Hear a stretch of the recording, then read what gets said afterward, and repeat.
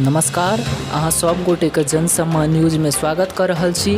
एकाएक कमला बलानक जल स्तर में वृद्धि भेलै हँ और एखनो तेजी से पानि के स्तर में वृद्धि भऽ रहल छै। एखन हमसब कमला बलानक पूर्व रेलवे पुल जे छै ताहि पर आबि गेल छी और एहि जगह से अहाँ सबके पानि के ई भयावह जे दृश्य देख रहल छियै ओ दिखा रहल छी। देख सकै छियै जे एहि जगह पर पानि कई गति से प्रवाहित भऽ रहल छै।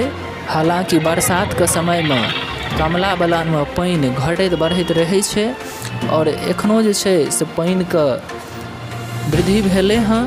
हालांकि पानि के जे छै से स्थिति जे छै से एखन खतरा के निशान से नीचाँ बहि रहल छै। ताहि लऽ कऽ जे छै से कोनो तरहक चिंता के बात नहि छै, लेकिन कनिक सतर्क रहनाइ सेहो जरूरी छै, चूँकि पानि में जे छै से वृद्धि भऽ रहल छै।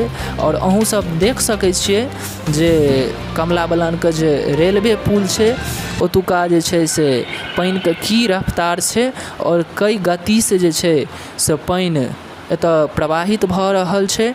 और बरसात के समय में जे छै पानि अक्सर बढ़ैत रहै छै कमला बलान